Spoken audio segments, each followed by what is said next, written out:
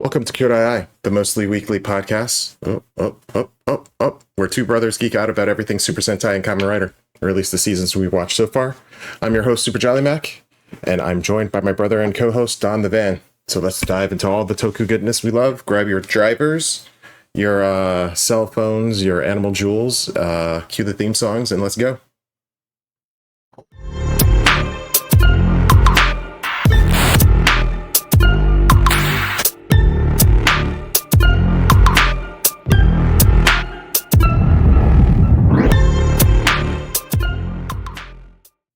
How you been? Been pretty good, honestly. When's the last time we talked? It would be a week ago. Yeah. Well,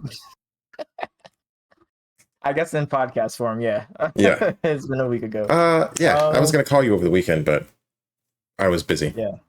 Yeah. Well, Mom said you called. She said you video chatted. Yep. Yeah.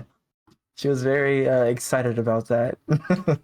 More like my phone got hijacked for a couple hours, but yeah. She said that too.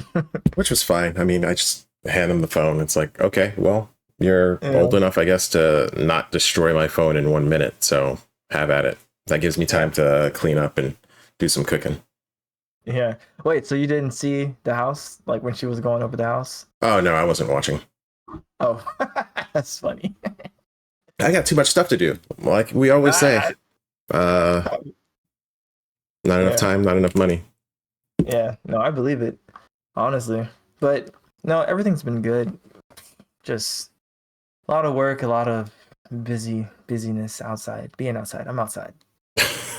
Like, are you outside or are you outside? I'm outside. I'm all outside, every way. All the way. It's a lot. I'd be tired. I understand. Do it while you can. Do it while you can. I'm not knocking it. You got to do it while you can. Yeah. But how you been, man? Same. Trying to catch up on things. I got a lot of projects that I want to start and that I need to do. But not enough time to do it. My biggest thing for this week was, like, besides taking care of the house, is like printing out little miniatures. So you know Inari, right? Yeah, so that's Inari cleaned up. I finally sanded him up. So for those that don't know, Inari is my familiar in D&D. But the last session, something happened where he's upgraded. So secret, but I printed out a new miniature. Wait. Oh, that's so cool. It's not cleaned up yet, so I got to clean him up. But yeah, that's so cool. He's like a nine-tails winged fox. Yeah. So it's ridiculous. The story is ridiculous, and I'm in for it. I'm not dead yet, so luckily. Yeah. Not yet. They've been trying. It's happened a couple times. I've gone down. I think I may have died once, but I've got brought back. All those diamonds you better get brought back. I know. Those weren't usable though. So, but we had to buy usable diamonds with them. Boo. Yeah. So did he give you the diamonds I left? So it's up to me, and I was trying to figure out if I would really take them or not. So I'm still deciding. So it's in your bank account until I decide whether or not I'm going to take them. But I probably will. Well, we'll see. They're still there. I want them when I come back. Yeah. I'm trying to figure out what my character would do. Maybe he wouldn't take it, but we'll see. We'll see. You can at least take half. At least. Oh man, that's so cool. Yeah, but that's it for me. I guess we can go ahead and get started in going through our weekly list. Do we start with games? What you been playing? What have I been playing? So I've been playing Slide 3. I don't even know if I played that last time. I think I did, but I've been playing Slide 3, trying to get that recorded and edited for my channel. I finished it, so I've been putting it out consistently. Just got to edit the last video and put it out. So that should be out. Well,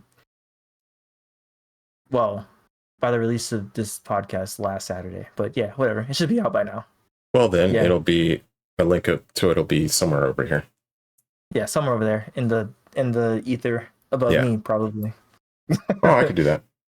Yeah. Somebody do that. Put it above DonTheVan now. Editor. Yeah, editor. Future us. But yeah. And then I played Rivals. I've been playing a lot of Rivals, which those are the only games I've been playing. But I got challenged by my friend to rank up in Rivals on the competitive mode. And he was like, yeah, if you hit Diamond before the new season comes out, I will buy you a new Pro controller. And I said, oh, say less. I did make it to Diamond, and he did buy me the controller, and I have not opened it, not for real, but I have it here. So, woo! Yeah. Okay, so that's not the anniversary one, but still, that's pretty nice. Look, that would be cool, but no. So he kept his word. He bought me the controller and everything like that. But I will tell you that grind was crazy, and most of it is on my channel. I live streamed it. So yeah, I think maybe like 1 or 2 sessions aren't up there, but for the most part, it's up there. And then I got the session where I actually made it to Diamond. So that one was fun. I linked up with some of my other friends, and we had a blast. So that was cool. But yeah, that's it for me. So what about you? For me, I've caught up in the last expansion of Final Fantasy XIV. So now I'm grinding my relic weapon, the new relic weapon quest. But now it's about time for me to start playing something else. So I think I'm going to go back to Persona 3 until Ghosts of, what is it? Yote? Yotai? Yotai? Yeah, Yote. No, Yote. Is it Yote? Okay. Until Ghosts of Yote, I think. Like, I already pre-ordered that a long time ago. So, and I don't think it's shipped yet. So once that comes in, I think I'm going to do that. So I'll probably do P3, try to get that completed, and then maybe play some spooky games. We'll see. Yeah, it's definitely time for the spooky games. Or Baldur's Gate, if we can link up. Do that a couple. Oh, we got to figure that out. We got to, we can talk about that later, but yeah, we definitely got to figure that out. So as soon as that gets ironed out, we could do that. Yeah. Yeah. Play a bunch of the co-op games, Baldur's Gate, Split. What is it? Split Time or something like that? Split Time. Yeah, or It Takes Two. The people who made It Takes Two. Splitgate. Something stories. Tales. It's about stories. Some of that. Yeah, I know what you're talking about. Yeah. That would be cool. I definitely want to play that. Yeah. We still got the what are the games? What are those? The spooky games. We played the first one. Oh, you talking about the cabin one? No, not the cabin one. Wait, not Outlast. It was remember we were on the boat? Oh, yeah. Where are they? Man of Madeira? Was that one? Yeah, like the anthology series ones. Yeah. Yeah, I forget the exact name. But yeah, we can play those two for sure. Yeah. Kind of like Until Dawn-ish. Yeah. So. Heck yeah. Okay. Yeah, but we got some things we can on the list. So, yeah. On the docket, if you will. What about music? You been listening to anything new? Have I? I don't know. Well, I can start while you think about it. Oh, you got it? Go for it. No, go ahead. Okay. I listened to Chase Atlantic. I feel like I said that last time, but I listened to them again. They're pretty nice. I started listening to this new band that new to me, called the Black Keys. They're like a alternative band. It's pretty cool. You know who that is? Yeah. Oh, nice. The Black Keys? Yeah. Yeah. So I listened to their No Rain, No Flowers album. When me and my friends, we took like a night cruise out to Norfolk, and like we were just on the bike, so I just played it in my headphones while we were riding. Oh, that kind of cruise. I thought you were talking about a boat cruise. No. Just riding. Yeah, riding the bikes. Yeah, gotta get out there for a night ride every now and then. And then I heard Drake and Party Next Door. They did a remix to Somebody Loves Me with Cash Cobain. It's pretty nice. It's pretty nice. Take your word for it. I might try to listen to it, but I think I've only listened to a couple tracks. Yeah. Drake's music. I even went back to some of the older albums that I liked back in the day, and it's just I don't know. It doesn't hit the same. No. Oh man, some sexy songs is my jam, boy. Yeah, but I need like a little bit more. I don't know. Like, if I'm gonna go to what's his face? Why can't I remember his name now? You remember a song? Skywalker. Oh, you're talking about oh shoot. It starts with an M, right? Yeah, Miguel. Miguel. Miguel, yeah. Or freaking Frank Ocean. Like, I don't know. Yeah. That I can see that. But I guess they don't really rap. No. But even then, I mean, if I'm gonna listen to rap, I'll probably go to Saba or someone else. I don't know. Yeah. Saba does some right, like Saba. I really like his. He's got a little like jazz feel to him, so I like him a lot. Yeah, Saba's pretty good. I actually like Saba too. Yeah. But yeah, it's a different feel. You know, it depends on what you're looking for. You know. Yeah. I mean, I'm not gonna knock anybody that likes it. If you like it, you like it. You're out there in the club dancing. I mean, I'm not here to knock anybody's hustle. You know what I'm saying? Yeah. But I do want to listen to JID's new album. I say new, but I think it was out like a month ago, a couple weeks ago at least, or maybe it was only a week. I listened to one track off of it. I forget which track, but it was JID and some other people, and it sounded good. Talking about the one with Sierra and Earth Gang? Oh, maybe it was Sierra and Earth Gang. Maybe I've listened to two though. I thought it was something else. You're talking about God Does Like Ugly? Oh yes, that's the one. Was that the one? That's the album, right? Yeah, the one with Skate, which is Sierra and Earth Gang, and then. Oh, so I must have listened to two off of that. Skate's on there. Yeah. Was it Community with Clips? No. Or Ty Dolla $ign in Black? Yes, I think it was Ty Dolla $ign in Black. I remember it because Black has like a voice that like sticks out, and I'm like, okay, that's Black. Yeah, it's like hard to lose. Yeah, I think that was it. Okay. But I need to listen to the album. So far it's 2 for 2. I didn't know Skate was on that album. Mm-hmm. Yeah, I just added it, so I got it now. Yeah, so I think I want to listen to that album. Okay, I'm gonna listen to that over the weekend. I'll give you my verdict by next meeting. I got you. It'll be on your desk. I guarantee it's probably going to be positive. I don't see JID like falling off anytime soon. I'm right there with you. I think so too. Heck yeah. Oh man. Anything else though that you've been listening to? Not really. A lot of I have Summertime Ghost. It's I don't know who sings it. Who sings Summertime Ghost? It's one of those city pop kind of feels to it.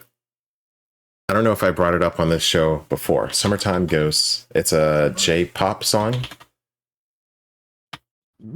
But Wednesday Campanella? Summertime Ghost. Is it by Wednesday Campanella? Yeah.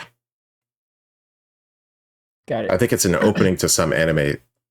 There's only like 2 anime I think that I've watched because of the like I've heard some music from them. The first was Love is War. What is it? Kaguya-sama Love is War. It's like this rom-com that's really silly. I like it a lot. I forget who did the opening song to that, but I've heard one of them, and then I was like, okay, I'm going to watch the show. And then this one, Summertime Ghost by the Wind. Are you listening to it now? Mm-mm. Oh, okay. No, I'm looking at Love is War, the essentials. I think it has like the songs for it on the list. It should be like Daddy Daddy Do. Daddy Daddy. Like that's the name of the song? I think so. Yeah, Daddy Daddy Do. Yeah. That's the opening? I think that's the opening to season 1. And then the second opening, they brought back, I think, the same artist. I think he's been on all the openings, and they've all been really good. Okay. But that's more like how would I put his music? His music is more like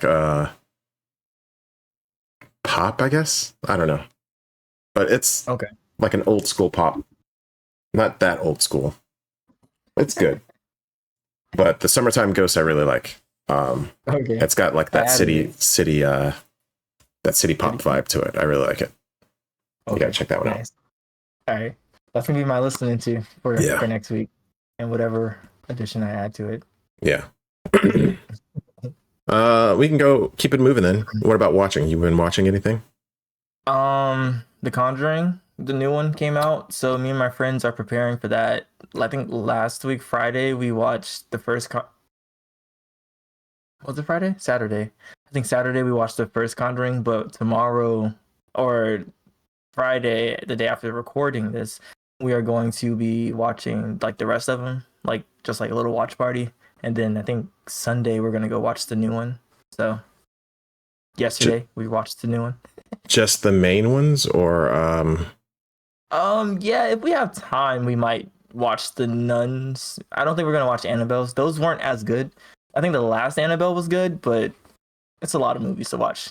If we don't end up watching the Nuns, we might just do like a summary video after we watch the main ones of like the whole story type of thing. Yeah. Yeah. I'm not gonna lie, that's a lot of hours. It's like watching the MCU. Except there's La Lorena too. I think that's part of that universe. Is it? I think so. La Llorona. I thought so too. Like I saw it, but I wasn't sure just off looking at it and reading the description. Yeah, I'd have to watch it again. But I think I've only watched the main ones, and then the first Annabelle, and the La Llorona, and then the first Nun. Those are the only ones. I kind of want to watch the Orphan season. Nope, keep going. No, I was gonna say the Nuns are good too, but you said the Orphans. Are they? I mean, I thought so. They were okay. They were good. First one was fine. I didn't watch the second one though. Is the second one good? Yeah, it's good. It's better than Annabelle, I would say. Oh, okay. Yeah, in my opinion, it's better than the first two Annabelles. Yeah. But yeah, I kind of want to check out the Orphan series. I haven't checked out any of those, so. I've seen that before. Not seen it, but I've seen it around. Yeah. I might look it up then. Let me write that down. Might do that. Otherwise, I have watched K-pop Demon Hunters. I know. I know. I'm slacking. Got it done. Catch up, I promise. I don't know if I could really spoil anything, but just like high level. I mean, it was okay. Yeah. Yeah. I mean, I think it's overhyped, but it's good. It's good. It's not like overhyped in a bad way, but I think it's overhyped, but not to the point where like it's detrimental to it. Like the music was pretty good. But it's not like Frozen. Frozen? Dude, Frozen had like the world in a chokehold. I don't think you understand. Well, I think K-pop song. I think K-pop Demon Hunters has everybody. Like, I think those songs has everybody in a chuckle too. But we'll see what you think about it. I won't say too much about it, but I liked most of it. Most of the music I liked. Like, there's like you can see the appeal, right? Yeah, I can see the appeal, and like the music is really good. It's just like certain parts of certain songs, I was just like, but they did what they were out to do, I think, and they did it pretty well. Okay, I'm not. There's a couple of them. We'll have to do like a separate video going over it, but like I'm also interested in the ranking, how we would rank the tracks, because I think I already know what my number one is. All right. As I'm watching it, I'll take note of what I'm thinking about the songs and whatnot, so I can keep that in mind. But it's pretty good. Like I don't know if you could really spoil it because it's pretty. Yeah, you'll see. It's pretty obvious at what it's doing, and it does flow. I think well, no, that's for the video. We'll do it. We'll do it again. Yeah. Write it down. Yeah. So other than that, I've been watching just the shows that we have on our list, but I also did manage to squeeze in the new Kamen Rider. Oh, like the new one. The new one. They started a new season of Kamen Rider, and I'm all about it. Let's go. Okay, I'm gonna write that down because I think I'm gonna try to check that out too. No, I'm saying Zetz. I don't know what his name is, but I don't know. Like, I would rather you watch them in order. I don't know if I would go straight into Zetz. Okay, so you think it'd be better for me to just kind of like catch up? Yeah, More I so. think it would be better catch up. I think if anything, maybe I would do like a solo video going through because it's one episode a week. Maybe I could do that.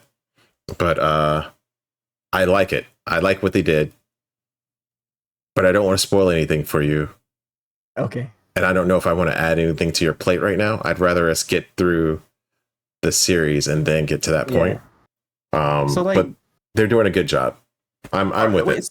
So like, is it connected? Because I thought that well, I guess we don't know because I guess technically Agito, they shouldn't be connected. So I mean, but they might be. Agito apparently is connected to Kuga, so Agito is connected. Yeah. So and I didn't even know that before we started. There's a couple other weird things. Sometimes, I mean, they have crossovers. Usually, there's like a winter movie, I think. Where the old and the new writers usually have like a movie, but I don't know if that's usually canon. Okay. And I haven't watched most of the Roadshow movies and stuff. There's only a few. I think I've watched some of the movies, but usually I skip the movies and I stick with the series proper. Okay. I'll wait then. But yeah, I don't know. I'm debating whether I want to do like a weekly. This is what happened in the series, because this one I could see me getting through. There's a couple of series where I've fallen off midway and then I've gone back. A couple of them I've fallen off midway, and then after it was done, I've gone back and like binged it, and I'm like, oh man, that's a really good season. So I think having large chunks knocked out of them really helps. But this one got me from the first episode, so I'm ready for it. Ooh, that can go either way though. Sometimes they have like strong starts and like they carry it over and like it's like a powerhouse of a show. But then sometimes it starts strong and then it just dips. Yeah, so it's like, ooh, we'll see. But this one started out, I was like, wow, they are. Well, I don't want to get too much into it, but it's like, wow. And then even when they dialed it back, I'm like, wow, this is still really good. Got me excited, man. Okay. Yeah, now I'm just that much. It's reminded me of a couple of the seasons that I've really liked of the show. Like it's got some links to a bunch of the seasons I've really liked so far in the past. Okay, do they still do the two teams like even now? Like they have like the separate teams? Because you said that was Sentai. I'd have to look it up. No, I think Kamen Rider is the same thing. I think all of their shows kind of does the two teams. And this is reminding me kind of the season 2 years prior, so not last season but the season before it. So I wonder if the same team that worked on that season is working on this one. Gotcha. But I like it. It's good. Okay, got you. We should probably like start to write down like the teams that are working on the series we're watching. That way we can keep in mind and be like, all right, this team got like 1 point. Like keep points of how many teams, how many good. Well, they alternate, so it should be like going back and forth. But we'll see.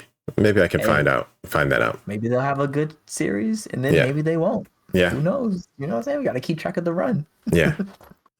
So what about you? You been watching anything? No. Just the Conjuring movies and everything like that. Yeah. Yeah. I haven't had too much time. It's been split between a lot. Honestly, I'm surprised I really got the shows in for this week. Like. That's why I don't want to add one more to the list yet. So, because it's either A, we dial back to doing 2 episodes a week, which would be sustainable, but I kind of would want us to get to like 10 series in. Once we get to 10, there's something that happens. Actually, on the Ranger side of it, I don't know.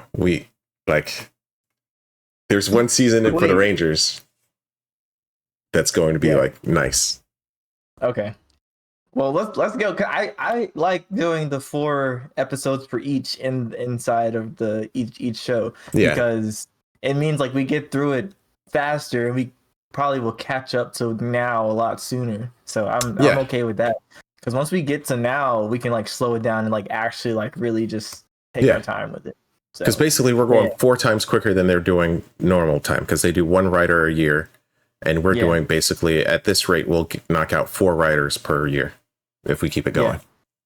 Yeah. So we should be we're in a good spot. And I know some of the seasons will probably slow down a little bit, but once we get to a certain year, I think we'll we'll keep it going. Yeah. We're in a good spot right now, so we can definitely keep that going. Yep. What's the other thing we talk about? Music, listening to shows. Oh no, we did it. Games. Yep, Yeah, that's it. Yeah. So we can get into the anime. Wait. What do I see in the background? What is that? What is that? Oh. Is that an anniversary PlayStation controller? Oh my So we are going back to it. Good job with the callback. Oh. Yep, I had to grab one on the restock, thankfully, because when these came out, I was like, I want one. This is just the normal one though. Dude, yeah, I really wanted one too. Yeah. In fact, I caught one because I was like, I thought someone might return it. So I got like an open box one, but it ended up being like a normal controller that they just put in the wrong spot. So I was a little annoyed, but yeah. Oh snap! Because so cool. I was gonna buy it from a scalper, and I was like, man, there's no way I'm gonna get it. And then they did the restock. I was like, oh, thank you, yes, yeah. Pre-order. I need it. Yeah, I don't do too much off of the place. What is it called? The Sony store? What is it? I don't know what it is. Sony Direct, but like a couple of them. That and then the Ghosts of Yote. Like that was like a day one pre-order. I was like, yes. Give it to me. Yeah. I forget when that came out, like a year ago, 2 years ago, but I was like, yes, in the future, I'm going to want that. Let's go. It's like, I already know. Let's go ahead and just get this off my plate. Take the money. Yeah. Here. Yep. You got to put that clip in there. The dude hitting the counter with his credit card. You got to put that in there. I don't know. Is that going to get me copyright claimed? No. If not, then I'll put it when he said the thing. Yeah. Yeah. Oh, that's great. We'll see. All right. So I guess we can go into our actual show. Well, the show segment. All right. So I guess I'm starting off. We're going to be starting with the anime portion of this. As usual, guys, if you have not seen or are not caught up with where we are in these shows, I suggest you pause, go watch the show or the episode, and then come back to see what we're talking about and see what we think about it. We're watching Gachiakuta and DandaDan, and we are on episode 9 of Gachiakuta and episode 10/22 of DandaDan. So we're gonna start with Gachiakuta, episode 9, the city of graffiti. So this episode opens up with Rudo washing his gloves, which gives us a good look at his hand wounds and what's going on there.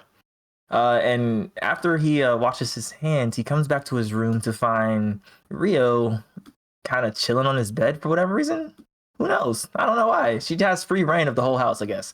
But they end up talking about, I guess, kind of the things that parents give their kids, whether they're good or bad, and not all of it's good, like just trauma lessons, good memories, bad memories, all that good stuff. And then we find out after that Rudo's next mission is to go see a giver, the spellcaster, whose power works by drawing on people. And we've actually seen him in a previous episode when he was graffitiing a wall during their party, fiesta, whatever. And yeah, so they have to go meet him in a city that is called Canvas Town. So we meet the team that Rudo and Engine are going to be traveling with as they go to Canvas Town.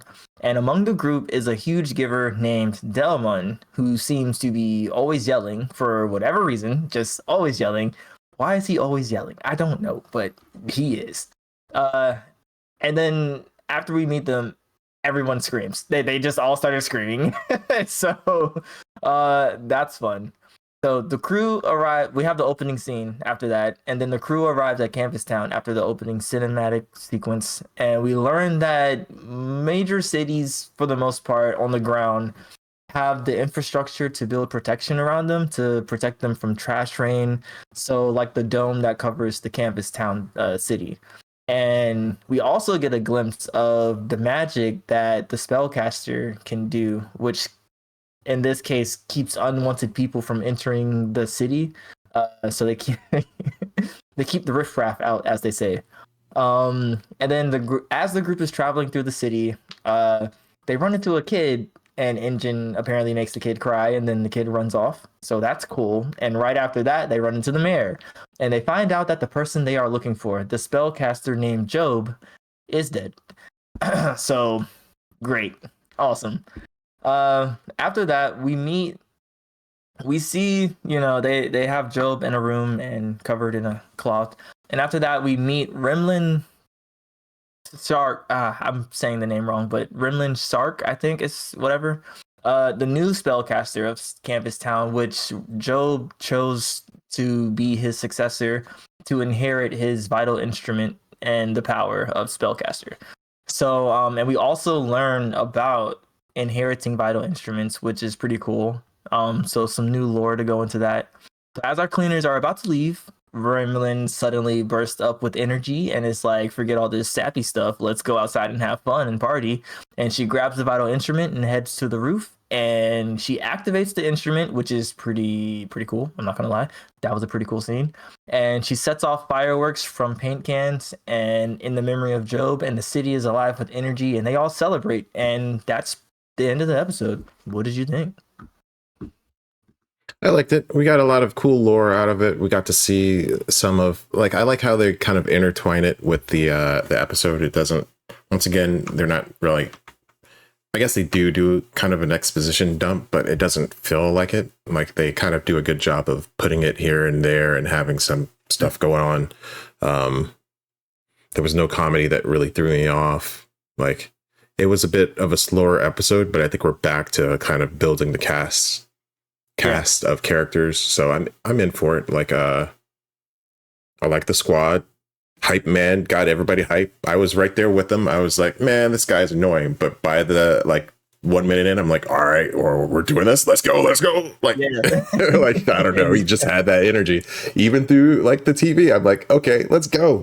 I'm in it. Let's go. Just throw your hands up. Yeah. So I do like, I don't know how I feel about the vital instruments powers though. It really feels like they can do anything. So I'm wondering how they're going to like rein those in. Because like a guy that can paint and kind of basically get it to do anything, it does feel like magic. Yeah. Like it's basically a spell. Well, Rudo said that, and he said that as they were walking up, and he was like, so he can do anything. And he was like, kinda. I think there might be some limitations. We might learn more about it because they didn't really go too far in depth as to the limitations of Job's. Well, I'll say spellcaster since he's obviously out of the picture. But to the spellcaster's powers. So I don't know. That might be like a Green Lantern type of situation. Like the limits are your imagination type of thing. Yeah, I guess Green Lantern. Well, no, I guess last episode they did say that like everything comes with a price though, because Rudo could only do like 3 items. So I wonder if they've got to put some limitations into their powers. And I don't think they've really talked about the limitations to anybody's powers yet. Right. So I'm curious about how that works, because you can't just have all these people super powered running around with no like, what's going to make it kind of boring. So there's got to be like some sort of weakness, or there's like a draw. And I think that's probably why he could only do it 3 times. Like there's got to be some limit to it. So I'm sure that'll probably come up in the future. Yeah. I mean, I feel like everybody has their weakness, but they probably don't speak about it too often, which I think in their fights, it might become more apparent to keep like a mystery factor to it all. Like, so in the fights, it's like, oh snap, I didn't know that this was going to happen to this, So that's probably where we're going to actually get the most information about like vital instruments and like their true abilities and capabilities and whatnot. So yeah, which is fine. I just dude's power seemed like a little bit OP, like basically painting it and having like just anybody that has ill intent can't enter the city. Like, okay. Which was pretty funny, because at first I thought it was just like maybe he painted like it was the old coyote thing with the hole in the wall. Yeah, it's just like it was a very good painting, so that's why they couldn't enter. And then when everybody else just walked through, I'm like, walk by. Yeah.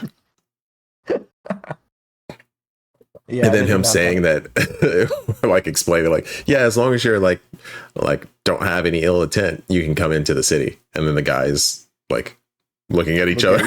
What are you talking about? So yeah, and then they still couldn't get in yeah, later in the episode. I was like, oh man. Yeah, but I liked it. I thought yeah, it was a good it was episode. good. I was with it. Yeah, so same. I think we got to see Rudo's outfit and fully minus the mask, which is still getting worked on. But we got to see his outfit and everything. I think it's okay. It's pretty chill. Yeah. I don't know how I feel about like the super open like hood things. Like, you know, it's like just a bunch of collar. If that makes any sense. But it was okay. I gotta look at it again, but yeah. Yeah, but it was cool. I like it. It's trimmed down from his spherite outfit. So, and I think I like the trimmed down look of their outfits more. Of the cleaners' outfits, I should say. Yeah, I think I agree. Like the baggier ones, I'm not really feeling. Maybe that was it. The spherite outfits I really didn't like. The really baggy ones that just were there. But like, yeah, I like I have a picture of it up right now. I think it looks pretty cool. Yeah. So I'd like to see more of, I guess, everybody else's outfits, or see them in different circumstances and environments to get a real good feel for it. But yeah, the artistic design of the show is hit or miss. So it's there. If I had to grade it on a scale of 10, probably give it like a 6 or 7. So. I mean, I think they have a vibe that they're going for, and I think they're hitting it. It's kind of like that graffiti kind of street art vibe. And I think that's kind of the art style's direction. So I think it's fine. Yeah, it's clean. I mean, I don't think they're cutting any corners, so I think it looks good. Yeah, that is true. Okay, I'll give you that. It is definitely clean. It's definitely clean. But all right. Anything else you want to add before we move on to DonTheVan? Nope. So I guess that's it for this episode of Gachiakuta.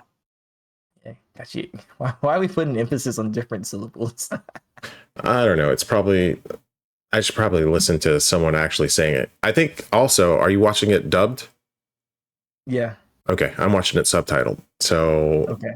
I think that might have a little bit of difference in like what we get from shows as well. I was thinking about that the other day. I think it was mostly with DandaDan, but it's probably with this one too. Yeah. Gachiakuta. I think it's because it's one word. I don't think I've seen it broken up into 2 words. So maybe that's why I'm not emphasizing it, but who knows? Well, they don't say it in the show, do they? Nope. So we'll have to look it up. Yeah. I was trying to say, wait. All right. Moving on to DonTheVan, because I can't think of anything else for Gachiakuta. So we're on episode season 2, episode 10, or just episode 22 of DonTheVan, which is The Secret Art of Being Attractive, which I saw the name and I said, wait, what? But yeah, okay. Yeah, it fits. So we open up with this episode where we find Momo waiting for, well, first off, before I even get to that, I didn't write it down because I thought it was trivial, but the opening scene is some random guy just kind of getting ready for his day, and looks kind of like a character that we all know and love, and we'll see how that plays out later. But then after that scene, of course, we find Momo is waiting for Okarun outside of the school, and Okarun has a hard time believing that it's true. He's like, is she waiting for me? I've been practicing how to say hello. Maybe she won't notice. Maybe it'll be smooth. And then he just walks right by her and says nothing because he's like, she's not waiting for me. She's too cool for that. Even though they've been through all of these things in season 1 and all of these things so far in season 2. And like, I'm just like, bro, she wants you. Come on, man. Just get with it. But anyways, sorry, I felt that. So they're waiting. They're kind of looking at each other. They're looking for each other during their lunch break, and they keep missing each other, which has happened before when they've been looking for each other. Bro, and it's like they're standing. I don't mean to interrupt, but you do realize that this is just going back in time to when this happened last season.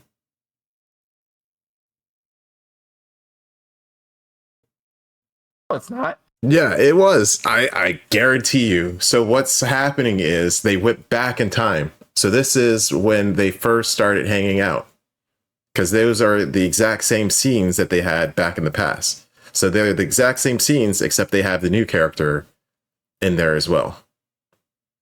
So it's one of those, yo, I've been here all alone, all along, just out of frame. I give you this. It was extremely confusing. It was a little bit confusing too, but like I got it because they're going over everything that happened in season 1. This is what's happening, and then halfway in between, they skip in time back to present time, I think.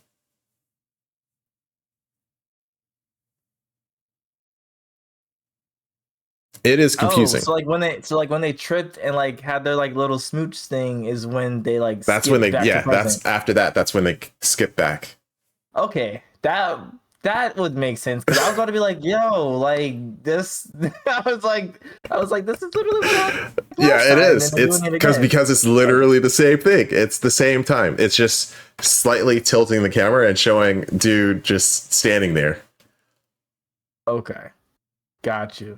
That makes more so sense. He's been there the whole time, to my Dropout fans. That makes more sense. I was about to be like, bro, like they literally have been fighting like all of these ghosts and aliens together, and they're still being weird. Yeah. But all right, cool. And I was like, I could have sworn last episode they like Momo was like, yeah, I like you. Like we're a thing. Well, I don't know what she said. I don't think she said that, but sure. In my mind, she said that. In my mind, she said that she wants him. But okay, all right, yeah. All right. Anyways, sorry. I will redo it with that in mind. So we are in the past of DonTheVan's past. And we're gonna flashback where we see Weird Guy. That's what I named him. I named him the Weird Guy. So yeah, and it looks like this Weird Guy's imitating Okarun, and he's definitely very weird. So in the scene where they are in the past and they're sitting on the benches on opposite side of the door where they apparently can't see each other, Okarun and Momo are all in their heads, and Weird Dude is sitting across from Okarun on a bench, kind of just copying him and everything that he does. And they bump into each other and have like a oops smooch, smoochy, and apparently we skip back to the present at this point in time. So we have the opening scene, and then we're back in the present. And this is where the Weird Guy is trying to get Okarun's attention by copying him, reading the same kind of magazines, manga, newsletters, the alien books. And then he's like trying to like walk by his desk and like show him action figures and all that good stuff. But he's trying to get his attention, and he pretty much fails. And so he's like, all right, I'm just going to go ahead and talk to you. He starts talking to him. He's like, yo, how did you get so popular with the ladies? How did you get Momo to talk to you? Or Miss Ayase, as he says. How did you get Ira Sakatora is her name? Whatever. Ira to talk to you. And Ira Shiratori. Shiratori, that's what it is. He's like, how did you get all the girls to talk to you? And Okarun's like, bro, I don't know what you're talking about. I'm just trying to read this magazine, bro. And then, literally in perfect timing, Momo just burst into the class, and she's like, yo, Okarun, I found your other nut, bro. And then, like, and then the Weird Dude is like, is that what they say in the dub? Okay.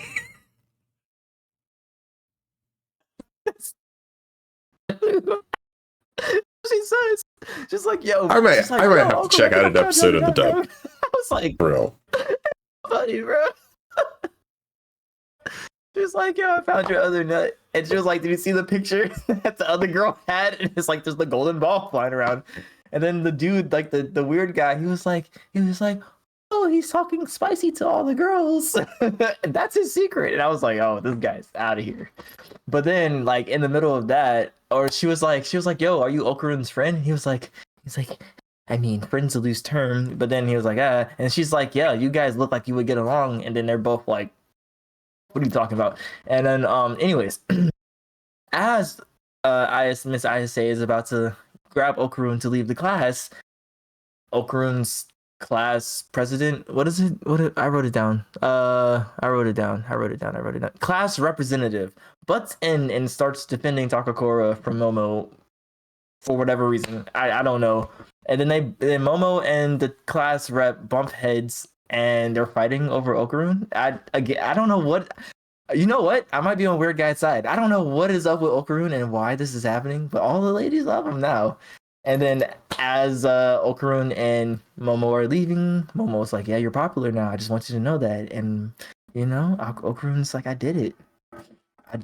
I made my mom proud. I made my dad happy. I did it. My family's smiling from above because who knows where his family is. And weird dude is following them. He's still being weird. He's trying to be incognito, but whatever. He's behind them. Momo and Okarun arrive at the apartment complex where the golden ball has been pictured, and the weird guy shows up and gets flung around by a ghost. And then Takakura grabs Momo and takes her out of the way in yokai form. And then I started abbreviating because I got tired of writing Momo and Okarun.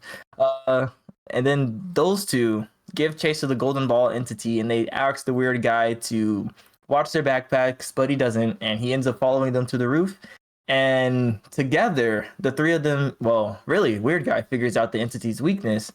And after they figure out their weakness, they were able to grab the entity, and Takakura was able to go full out or full power in yokai form and hit the entity, knocking it all the way out into like the alley. They go to look at it and they figure out that it's a kaiju.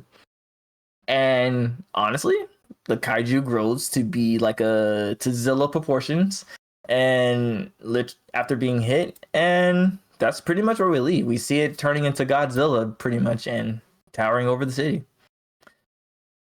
That was a lot. I'm sorry. I kind of lost the plot after you told me it was a past. That took me for a loop. I was trying to figure. I was like, no, there's no way. But what did you think about the episode before I go down a rabbit hole again? This show is nuts, bro. Literally, I guess. Yeah, no pun intended. Yeah. I don't know. They're everywhere. The first half, I don't know. They keep doing this. It's like their pacing is weird, but it works. I don't understand how it works. Weird dude being weird. Did they ever tell us his name? Kinta is his name, but I think they said his name. Did they? They never said it in the dub, I don't think. Okay, maybe not then. So scratch that from your memory banks. You've been Men in Blacked. Yeah, but it's weird inserting a new character. Like, I don't think Ida still gets a lot of love, and Jin's gone. I don't know why they wouldn't team up with anyone. Yeah. So I'm wondering, and the whole time thing, like, they don't kind of explain it that well. Yeah. But I think they started talking about the picture after they fixed Jin, right? Like, Jin was back to he could control the evil eye. So I think they're back in present time. So I don't know why they didn't bring, unless they don't think they can trust Jin. Or maybe everybody's going to show up now that the kaiju is out. Like a kaiju? Yeah. Well, I guess they have everything else in this. Like, this thing is nuts. Everything in this town is weird. The school's weird. The city's weird. Yeah. This world makes no sense, but I'm here for it. Yeah, like, it makes no sense, but it makes perfect sense. Yeah. So yeah, I think everything works. The comedy is weird, but it works. It's a weird show. I'm in for it though. Like, I liked everything they introduced. I'm interested in seeing how it goes. Yeah. So I wonder if this is going to be their Avengers thing where everybody teams up to take it out again. Yeah. If we get it, what's that? Yeah. I was gonna say they definitely should have Jin, and they should definitely have Ayase. Ira, my bad. They should definitely have Ira. I was wondering that too. I was like, why are they never here? It's always just Momo and Okarun for the most part. And then they just randomly show up, but like they literally go to the same school. Yeah. So I mean, I guess she did hang out with Okarun when he went to the school for like the training. Yeah. But yeah, I guess. So we'll find out. Yeah. So I'm ready for the next episode. Let's keep it going. I'm here for it. Mm-hmm. Which the next episode is out. I'd be fighting it. So I'd be fighting it so hard to not watch it. I mean, you could just do it. Do it. No. I gotta watch it after we record.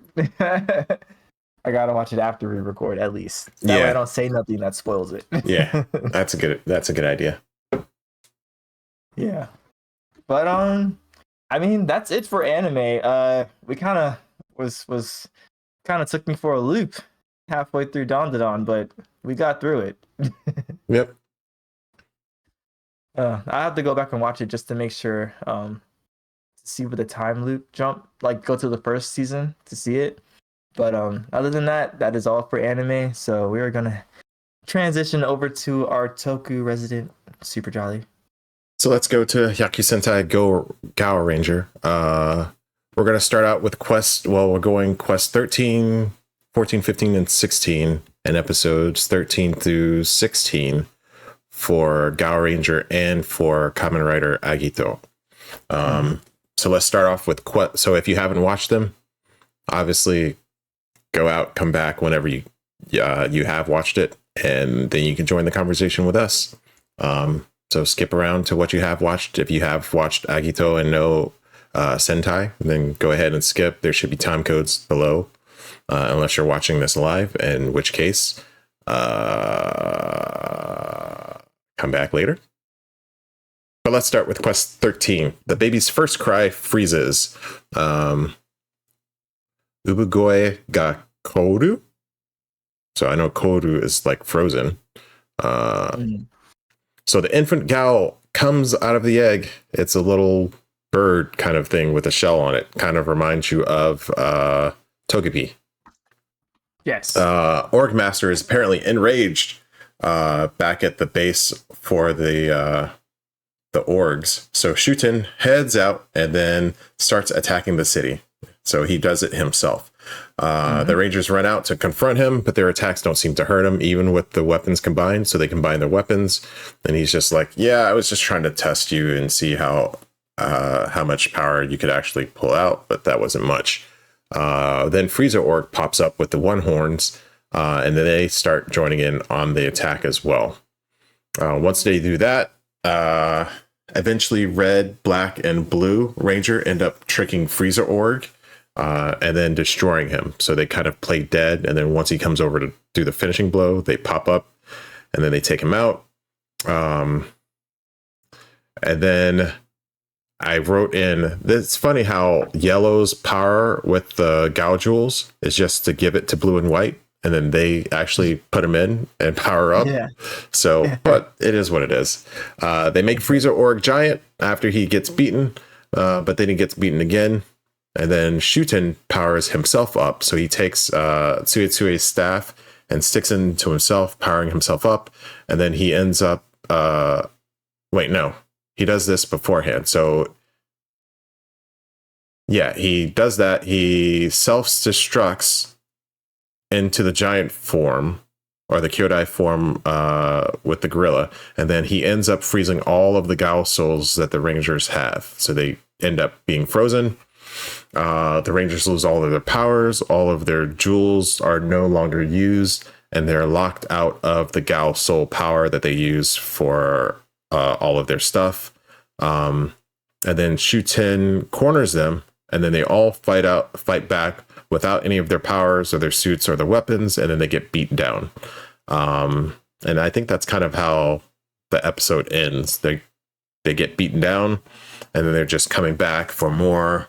And it's like, how many attacks can they take untransformed and they're still alive? So that's kind of the end of that episode. Any thoughts on it? They were getting worked. Yeah, for sure. For sure.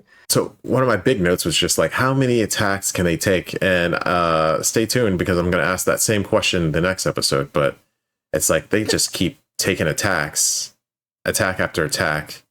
Yeah. Not in their suits. Yeah. Like, I thought the whole point was to be in your suit so that you're good. Yeah. Or that you would instantly die if you weren't in your suit, but I guess not. It makes sense when you don't think about it. Yeah. Sure. But yeah, I mean, I thought the little animal was cute. I was actually watching this when Mom was doing my hair, so she was like literally like stayed with me the whole time, and like the little sound that the animal made, she started doing that, and I said, I was like, I try to pay attention. I can't focus. But yeah, it was a cute little animal. But it yeah, all I could think about was them getting worked. I like the fact that Shooten did come out himself, and I thought it was I thought it was pretty comical that he because at first I thought he got beat, and I was like, oh wow, that was easy. And then he just like, yeah, it's like, nah, I just wanted to gotcha. And I said, that's more like it. That's more like it. So yeah, things started to ramp up. So I'm starting. I will say right now, I like this whole stretch of episodes a lot more than everything else we saw before. Okay. Yeah. Well, all four collectively. Okay. Yeah. I could see that, I guess. But let's go ahead with quest 14 so we can start talking about the rest of them. The soul bird cries. Tama ga tori ga sakebu. Tama no tori ga sakebu, which is the bird from the egg or ball cries. I guess it. Oh no, Tamashi. Okay.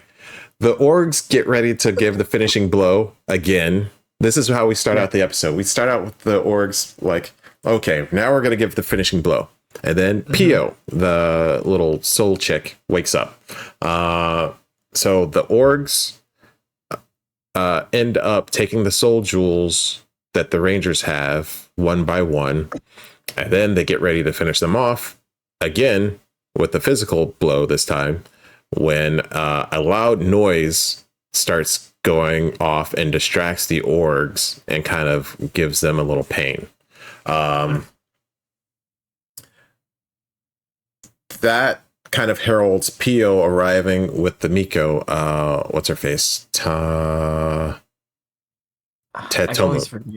Yes, Tetomu. So that kind of Tetomu brings the Pio over there, and then the determination from that call brings back the Gao soul to the right. This was a little bit confusing because I couldn't understand the logic behind it. So that kind of gives the Rangers that psychs them up enough that they bring back their Gao soul, and then the jewels all fly from the orgs back to the Rangers.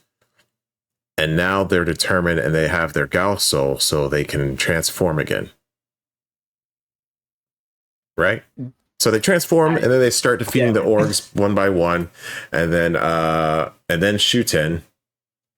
But something starts awakening back at the org base. Shuten then grabs Tsuetsue's staff, stabs himself with them, making him grow giant. And then when he does, he like knocks over a lot of boulders, and then he ends up burying Tsuetsue and Yabaiba, like crushing them under some rocks. At the same time, he starts fighting with the Rangers. They bring in Gao Muscle to fight. But then they start getting beat by Shuten. So Pio transforms into a soul bird and creates a new cockpit that all of the Rangers kind of jump on. So they jump on it, they start flying, and then they get told that it's the cockpit for Gao Muscle, or for all of their kind of robos now. So they kind of merge into Gao Muscle. They beat up on Shuten, and then they call out Soul King because Gao Lion and the rest are starting to feel energetic. So they bring back Soul King. They dock with Soul King because they can, I guess. And then they defeat Shuten. Yeah. So it's, hey, look what this new thing can do. They can do this. Yeah. So at the end, he comes back and he's like, you haven't gotten the best of me. And he's about to start trying to fight again when suddenly he dies at the hand of someone that comes out of the cave. And it's a new Highness Duke, Ura, who revives the One Horns, and then he leaves. So he's like, look at me. I'm going to be the new bad, but peace. And I think that's kind of where the episode leaves out. So it was confusing. So here's my problem. We're in the discussion of the episode. So here's my problem. it's the power scaling in this series is confusing. Well, first, it's the power scaling is really confusing. Yeah. So it's like they can fight unsuited and not die. Yes. But they can't do it in their suits with their weapons. Right. Or they're in their suits with their weapons and then they're almost dying. I don't know. It's just weird. Right. And it's like they're evenly matched with a monster and then they're overpowering the monster and then the monster's overpowering them. It's just the balance seems weird. Yes. It makes no sense at all. Yeah. Yeah. And then them having determination and then getting the power. Like, I don't know. I mean, I guess it is what it is. I mean, it could make more sense. For sure. Yeah, I think it's just, maybe that's it. I'm looking for too much. I'm looking for it to make logical sense, and it just doesn't. And I think that's my big irk for this episode. That's it. I mean, my Time Rangers would never, but it's just Gao. Yeah. Gao. So what about you? What did you feel about this episode? You can combine the two. Mean, it was confusing. I had a hard time following it. Like, I think Mom was talking to me at the same time I was watching it, but I was watching it and I was just like, wait, how the heck did they get there? I rewinded it and I said, wait, that makes no sense. I was like, yeah, it didn't make sense to me. It was confusing. That's the big takeaway I got from it. They got worked and it's confusing. And the new big bad he just pieced out as soon as he showed up. And I was like, wow, okay. We're in a new segment of the show. So, I mean, it kind of feels like maybe they're just going to cycle these Highness Dukes. And then eventually this, what is it? The Org Master will pop out. It's kind of feeling that way. Like if we're going to, this is without seeing anything. It feels like, oh, okay. Every once they're going to defeat one and then another one pops out. Yeah. I mean, much stronger because he could defeat Shuten pretty easily. But I guess Shuten was already kind of defeated once. The Rangers loosened him up. Yeah, I don't know. They weakened him up, I mean. Yeah. I hope they don't have too many. If they do that, I hope they don't have too many Highness Dukes. We're only on episode 14, so I don't know. Yeah. I feel like 2 or 3 might be enough. 3 is probably pushing it. Yeah. If they're gonna have a big like a Master Duke or like a high level Duke or whatever. But yeah. I don't know. It's all over the place. Yeah. If we're gonna talk about planes, this plane is upside down, kind of free floating right now. So yeah. That's all I got to say. Yeah. So let's move on to Quest 15. Quest 15, the Org Howls, Oni Hoeru. So this one brings us with a new opening. So we have a new opening that starts out this episode. It shows off the new Highness Duke, and then I think it shows off the new power animals and the Gao muscle, Gatai as well. Mm-hmm. As we start out the episode proper, apparently Ura likes beautiful things. He's kind of mentioning this as he goes around the base. So the one horns, Tsuetsue and Yabaiba get a makeover suddenly, and then they start going out on missions with Vacuum Org to steal flowers around the city. Yeah. So they return back to Oda with the flowers, and obviously he doesn't care about them. So then they start going to mining gold. So they come up with a plan to find a spot that has gold, and then they start trying to mine it. The Rangers get kind of like a download from Totomu. And then they start heading there. So they show up as the one horns are mining the gold, and then they kind of run off. They fight and defeat the Vacuum Org, and then they try to rush the mountain, but they're too late. Wait. Yeah, so let's see. They steal the flowers. They go back to mine the gold. They run into the Rangers, and then they run away. And then again, the Rangers catch up to them, and then they run away again.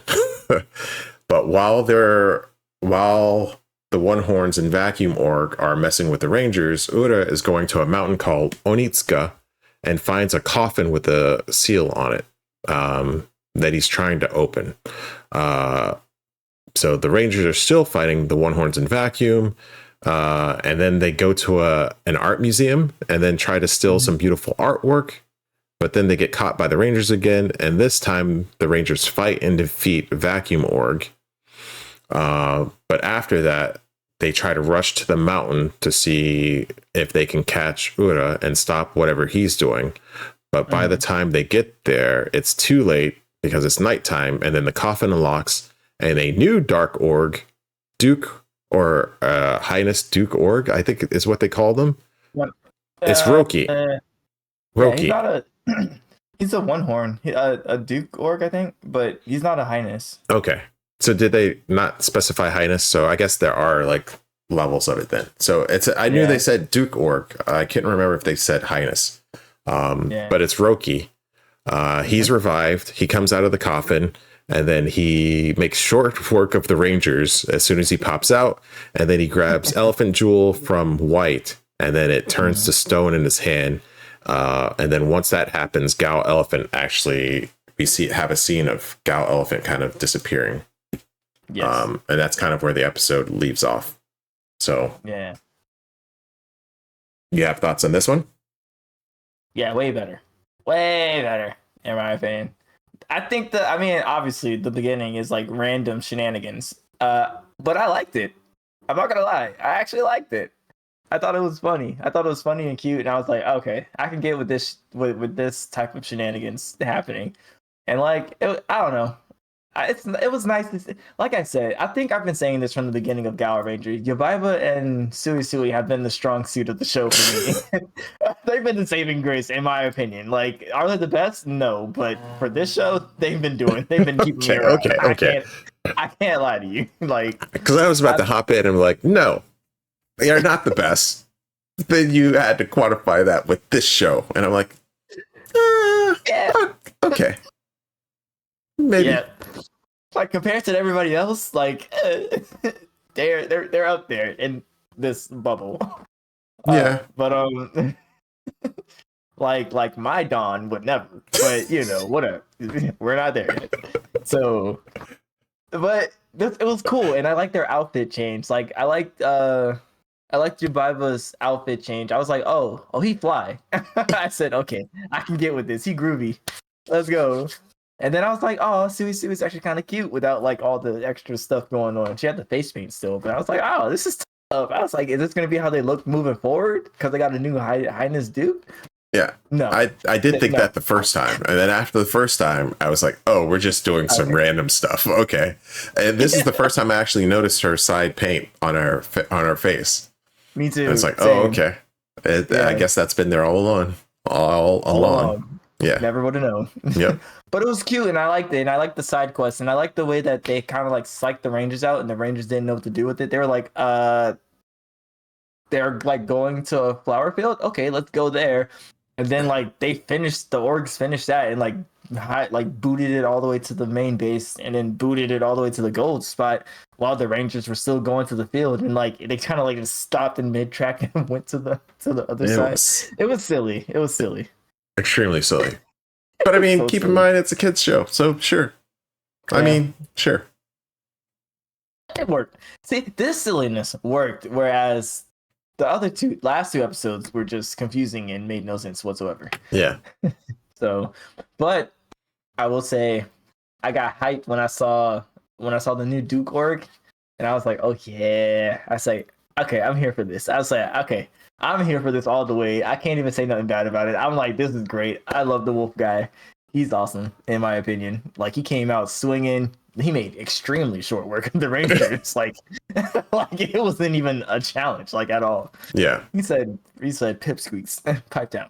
So, and then when he went up against the Highness Duke, and like Highness Duke was trying to like control. Oh. No, that's this episode. Was it? Yeah, because he walked off, and then it ended. Did it? Yeah, he was trying to like recruit him, and then it ended. I think that's where it ended. No, okay. I'll have to go back and double check because I think next episode is when they kind of link up. Okay, I'll hold it. I'll hold it off next episode just in case. But yeah, anyways. But yeah. I'm here. I'm here for it. I'm excited, obviously. Yeah. Speaking of which, Quest 16 is where we end this week. So Quest 16, the magic flute roars. Mateki Todoroku. The Rangers, we start this episode with the Rangers getting picked up by Totomu, and she kind of treats their wounds, so they're kind of left out, just beaten. And then she gets this salve that she creates. She puts it on all their wounds. She's like, this will help fix you up really quick. But then she kind of sends them off to bed. Meanwhile, Uro? I don't know why I misspelled that. Ura meets Ryoki. And this is where they kind of have a little chat, and then they have a disagreement about who keeps the Gao jewel that Ryoki took from White. And then Ura is like, okay, well, for now, you can hold on to that, but eventually I'm going to want it. Like, that's I think it's here when he starts revealing that his goal was to get all of the Gao jewels. That's the pretty thing he wanted. And Tsuitsui and Yabaiba kind of overhear this. And then afterwards, they attack Roki because they're like, we only need one, Highness Duke. And then he makes short work of them. And then they're like, hey, we were just testing you. We weren't serious about trying to fight you. Then he kind of walks off. Meanwhile, Totomu is back at the base, and she's trying to remember about Ryoki because it seems like one of the previous Mikos had told her about Roki in like a story or something like that, but she can't. When she finally remembers kind of what she was told, she gets ready to tell the Rangers, but then everybody realizes that White has run off looking for Gao Elephant's jewel by herself. So they run off to try to find White. Then we kind of catch up with White, and she's wandering kind of the forest again, looking for the jewel. And then she kind of hears this flute sound, this mysterious flute sound. While she's wandering the forest, she gets attacked by Tsuitsui and Yabaiba. And then I think they harm her and then kind of send her flying. And then Roki kind of finds her untransformed and then tends to her wounds and kind of rips off a piece of his cloak and ties it off. Afterwards, the Rangers end up finding her body, but not like she's still alive. They find her, they pick her up, and they carry her, and then they all get attacked by Yabaiba and Tsuitsui because they're like, "Oh, you survived." But Roki ends up chasing off the One Horns by saying, "You're in my territory. These are my prey." And then he's like, "They're like, okay," and they leave. This fight scene was pretty good. I like this fight scene a lot. Like, this one was pretty good. So they fight with Roki and all of the Rangers. They transform and then they fight. During the fight, Roki produces 3 dark jewels. He's like, oh, I have something too. And then he pops out 3 dark jewels, and then he pops them into his weapon, and then he uses it like a flute to summon them. And then we have this huge fight with the power animals getting called because the Rangers call their power animals. Roki uses his dark animals, I guess. I forget what I think they call them dark animals. So the dark animals are fighting the power animals. Roki is fighting the Rangers. Then they combine into Gao Muscle, and then that's fighting the Rangers. I think they end up Roki ends up saying that he has seen enough. He's like, yeah, I've seen enough of your powers. And then he just bounces. He's like, yeah, I've seen enough. I'm going to leave right now. But and then Totomu ends up telling the Rangers her long story about Roki, that he was sealed by the previous Gaorangers. And that's kind of where we end off the episode. Like, he was sealed by the previous Gaorangers. And he was mentioning like 10,000 year grudge that he had with them. And they think that that's where it started. And that's kind of where the episode ends off. So, pretty action-packed episode. I like this one a lot. I like I said before, I like the action. I like the fighting. For some reason, him walking off after this fight didn't seem as weird as Ura walking off when he popped up. It was like, okay, I see what's going on. Yeah. I'm going to go away for a little bit. Yeah. So I wasn't mad at that. It felt a little bit more natural. Yeah. So he's the most natural feeling character in the show. Yeah, I think so. Yeah, he is. Yeah. I feel like he's probably the most well-written character in the show. And I think moving forward, he will be. Yeah. Actually, yeah. I don't know. Hopefully I still hold out hope that the Rangers are gonna put some story in the Rangers. They've shown a little bit of Red's and White's story, and like I think they can get there. But yeah, I think in one episode they've already given the Wolf a lot more backstory. They've hinted at a few things that I'm sure is going to come. This episode had more story than all 15 episodes leading up to it. This episode was so jam-packed. Bro, Dog, I'm kind of... Am I heated? I think I'm heated. Bro, like, I feel like I've been wasting time watching the first 15 episodes. We could have just started here, to be honest with you. We could have started here. Honestly. Really. Like, we could have literally started at episode 15 and been cool. We would have missed nothing. Absolutely nothing. Not a thing. Like, dog. Like, I feel like we're getting more character out of White in this episode than anything. Granted, the one with her dad was pretty cool, but that's 1 out of 14? And then we got more story out of Tatamu than pretty much the whole season. Bro, I don't know. I don't know how they fit so much into this one episode, but whatever they were smoking to get this, I need them to keep smoking that, and I need that for the rest of it. Wow. That's all I need. Yeah. You are heated.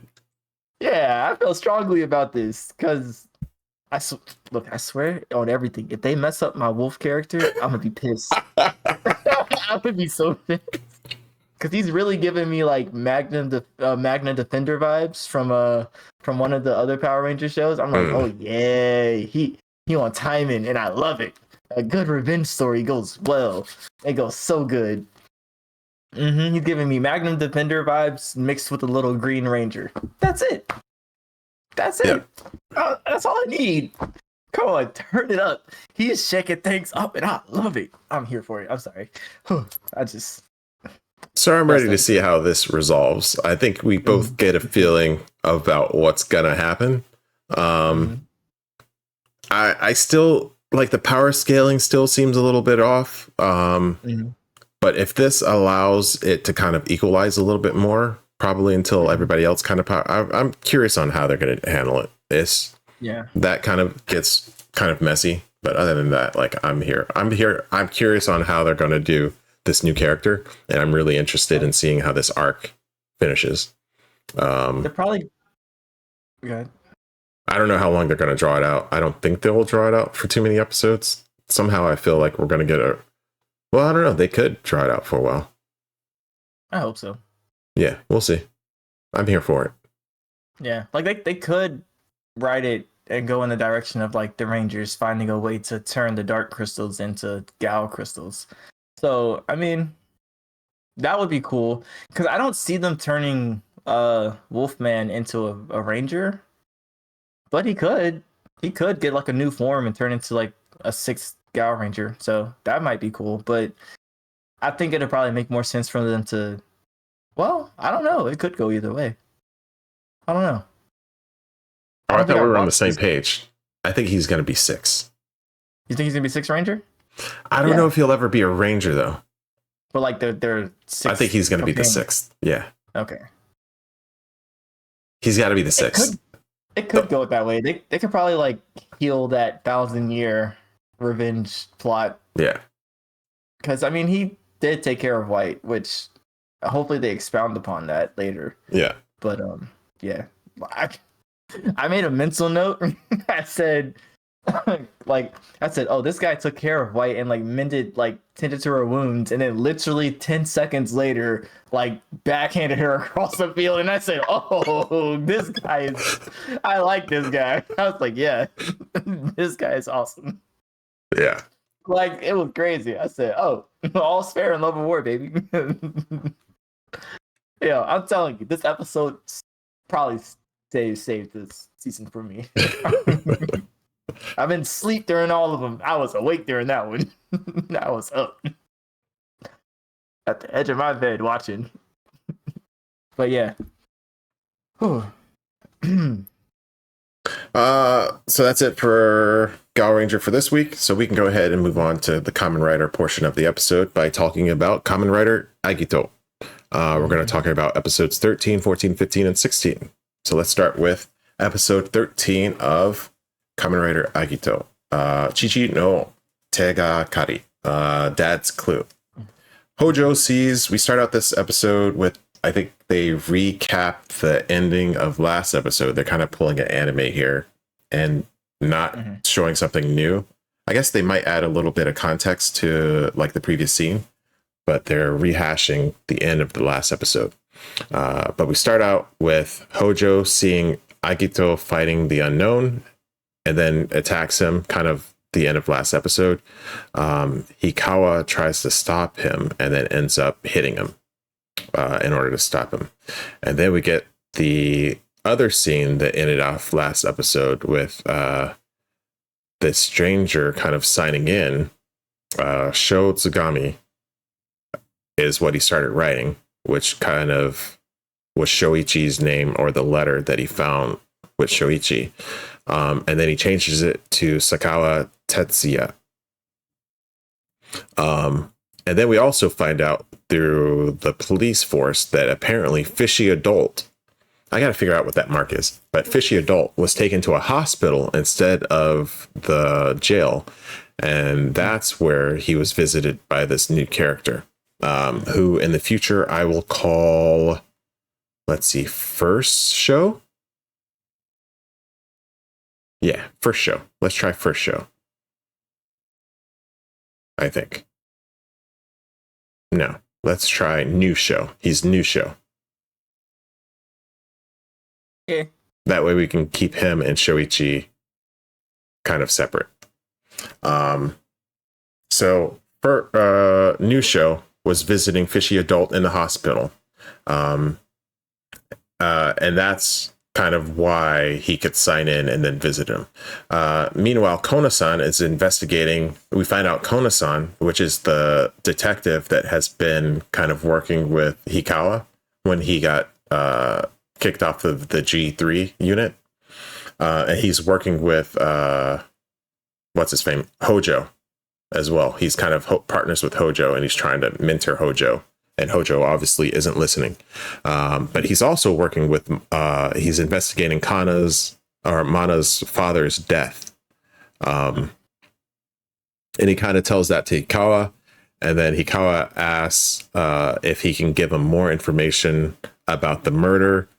And then Kona kind of takes him around and tells him everything that happened. And this is kind of where we get kind of a download of Mana's father's death, and that it was kind of mysterious, but they think it was done by a human.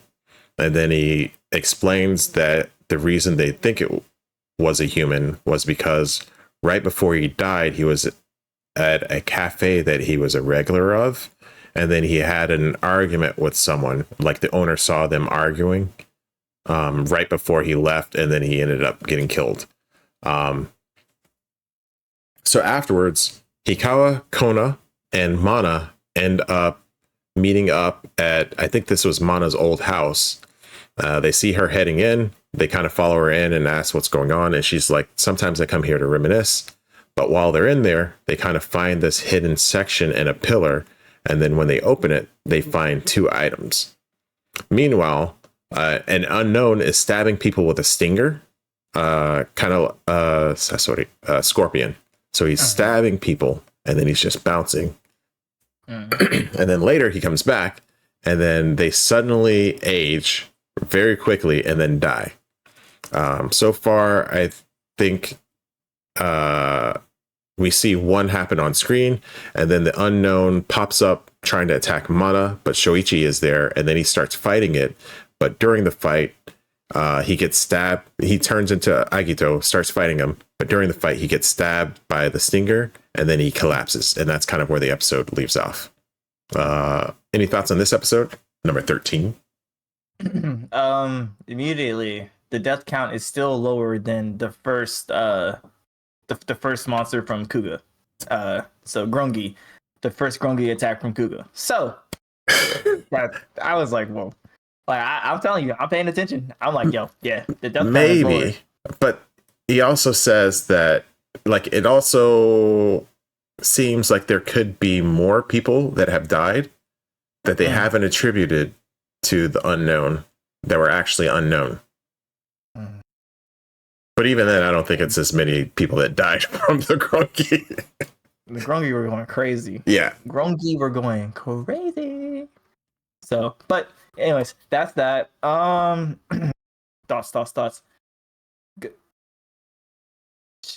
Yoji? Goji. What's the guy? The cop's name? The one we don't like. Hojo. Hojo. Close. The one we don't like, Hojo. Yeah. That'll come up. Yeah. Still don't like him. Yeah. Never will. Disclaimer. Spoiler alert. Never will. Yeah, I think he pops up in this episode just walking in the hallway. Was it this episode that he pops up? Yeah, I think so. He's like teasing. Yeah. He could really, I'd like it if he just was mute. Like he didn't say anything. Yeah. He's like very condescending in a sense. Yeah. But yeah, I don't like him. I definitely made a note of that. I don't like him.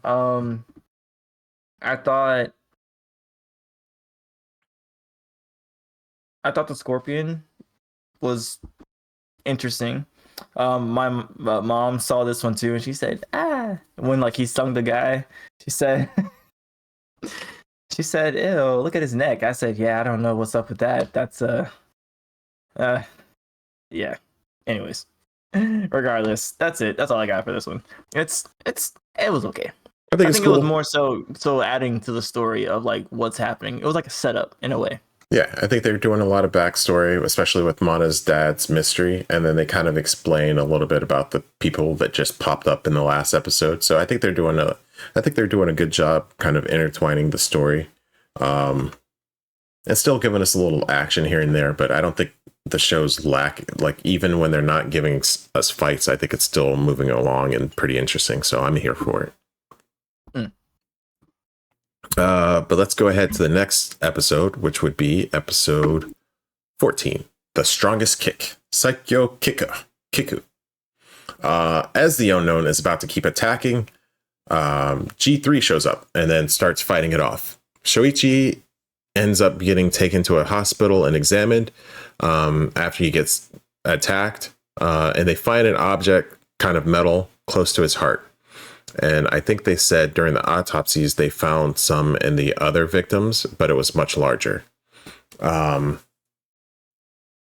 Shoichi is leaving, he crosses paths with Nusho, who looks like he recognizes him, but keeps walking. Then afterwards, Mana ends up trying to take a day off of school, but Shoichi manages to convince her to go to his cooking class with him, and he ends up having learned everything in the cooking class really quickly, so now he's the teacher of the class, which was pretty funny. Hikawa ends up revealing that there's to the technicians and the engineers from the G3 squad that there was a blank tape and an inside-out tennis ball that they found at Kana's old house, or Mana's old house. And then Hojo, we find out Hojo is actually working with the higher ups at the police force to try to come up with a plan to capture Agito. Of course, we cut and we finally see Ryo again. He's trying to track down another name, and in the apartment that he visits, the person is gone, but he finds another inside out tennis ball kind of falls down, and we see that in the room. Meanwhile, the unknown tries to attack Mata again, but it gets blocked by Hikawa. So they get attacked while Shoichi is driving around with Mata, but Hikawa's been telling them because he thinks the unknown is going to come back. He ends up blocking it and then taking Mana with him, to safety. And then once they leave, Shoichi transforms, fights the unknown, and then we cut to Fishy Adult talking to News Show, and News Show actually saying it's not time for Agito to die yet. And then Fishy Adult seems like he powers up Agito's bike and makes it kind of into a hover bike, which lets him speed and then kick through the shield that the Scorpion unknown has been using to kind of block his attacks. So he goes to the shield, breaks through it, and then he kicks the Scorpion unknown, kills him, and then that kind of makes everybody think that he's not going to die now because the unknown that kind of put it in him died. So hopefully that saves Shoichi's life, because he would die in 24 hours if not. Meanwhile, Kona, the detective, learns that everyone that visited the cafe that day got a special mug. And at the end of the episode, we see that special mug was in the professor uncle's house, and it got broken by Taichi when he goes to make some coffee for a treat. So we know that somebody in the house was there that day in the cafe, or at least that's what it's alluding to. And that's kind of where the episode leaves off. I thought it was a good episode. It had a lot of action in it. We got our fight between the Scorpion unknown and Agito. That shield was really helpful for it. I thought it was weird that it kind of stopped everything away from it, but I think that's just how they're showing off the powers. So,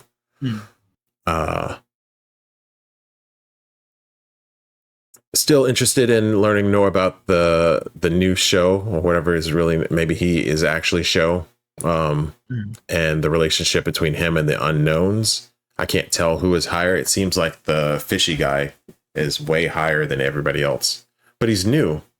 So I don't know. I'm still a little confused to how that timing works. Unless he's just reincarnated and he has all the memories from the previous guy. Maybe that's what happened. You have any thoughts of it? For this episode, I think this is right. This episode was funny. I thought when names freak. I don't know their names. What's the guy who does Agito? Shoichi. So Shoichi and you said Kuma, the detective guy? Kona. That's the detective that does the G3? No. G3 is Hikawa. Hikawa-kun. Hikawa. So oh my gosh. Shoichi and Hikawa, I thought their dynamic was funny when Hikawa showed up to the house and he was like, "Oh, my cabbage is done," but he was and he was like, "Yeah, I don't want any cabbage." "Oh wow, I'm about to die in like 24 hours, and you don't even want to eat my cabbage. Crazy." And then he eats the cabbage, and he's like, "All right, well, I'm gonna head out." And then Shoichi is like, "Oh, I have to do the weeds. You want to help?" And then the detective guy, he's like, "No." And then Shoichi's like, "Wow, I could die literally tomorrow, and you don't even want to help me weed my garden." And then the next scene, he's like, "Yeah, I sent him home because he couldn't weed properly." I was like, all right, that's comedy. That's funny. Yeah. And it's fitting. I thought it was cool to see. I want to know what's up with Fishy Guy and why he can power up Agito, because that was pretty cool. But also the fight scene after he powered him up was hilarious. Because the way they showed him moving super fast to break through the shield, I don't know if they just spliced in some scenes for that, but it looked like they just had ragdolls fly into each other and at the end when he was turned around before he blows up, his legs are just in the air and they just drop. and that turns him into and then he explodes. I just thought it was funny. It was like really ragdoll-esque. But I think I don't know. I don't know why the cup was there. I don't know who in the house could have been in the restaurant that day. I mean, yeah, I don't know. It seemed like they were trying to pin it on. They want us to think it was the uncle had something to do with it, but it could be Shoichi, like the uncle or Shoichi. But yeah. I don't know if I want to jump at that. I don't know. I don't get that one. It's the kid. I think that's a red herring. The kid? Yeah, it's the kid. Could be. He's the mastermind behind it all. Yeah. I don't know. That just feels really, really red herring-y. Like we already know Shoichi had something to do with it, but yeah. I haven't quite put my finger on it, but I think it has something to do with why he ended up on the beach. Like, but we'll come to that in like the next 2 episodes. We'll come back to that. So yeah. Speaking of the next episode, we can go ahead to episode 15. A trap begins. Wana no Hajimari. Shoichi is examined again after the fight, and they find the object is gone. And when they question about it and what happened when Agito showed up, Shoichi kind of shows no interest in Agito, but is really interested in the unknowns. And the cops are like, "That's odd. You don't care about the person that saved your life, but you want to know more about the unknowns." So there's that. That's pretty obvious. Then the higher ups apparently approve Hojo's plan for capturing Agito, but they specify that they don't want to hurt him and not to use these gas bullets that apparently are in Hojo's plan. Which, of course, immediately as Hojo leaves the building or the room, he calls and says they're definitely using the gas bullets and that he wants him in dead or alive. Possibly dead. And I'm like, bro. Yeah, I don't like this guy. Bro. At all. Dude. Hojo. My man. I just felt like they said, "Oh, we just need a bad guy." Yeah, just call him Hojo and throw him in there. Yep. Definitely the bad guy. Like the worst. The new worst. We need a category that's like the worst. I don't know if we can combine Sentai and Kamen Rider, but currently Hojo is the worst. Yeah. Oh no, he. Sorry, dude from Time Ranger. What was his name? Naoto. Naoto. Yeah. You've graduated. Now it's Hojo. Hojo is the worst. Step down to second podium. Yeah. Hojo, there you go. Meanwhile, Taichi is coming home, and then he's acting really weird to Shoichi, and then he ends up collapsing, kind of in a fever. Meanwhile, a strange woman suddenly shows up at the house, at the doorstep, and then she comes in and starts taking care of Taichi, which is definitely strange. In the meantime, Hojo's plan looks like it's starting, and obviously he's being a huge jerk, apparently. The woman, then we cut back, and the woman is explaining her existence as a housekeeper, and her name is Aki.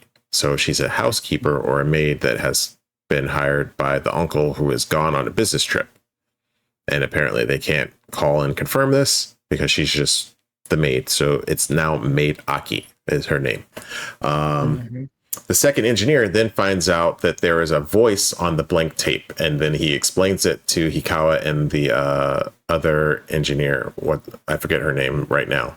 But when Hikawa kind of showed him the things earlier, everybody was like, "Well, the tape's blank," and that guy was like, "Something's off about it." But apparently there's a voice, so he kind of amplifies the voice, and then they have a recording of the voice that's actually on the tape.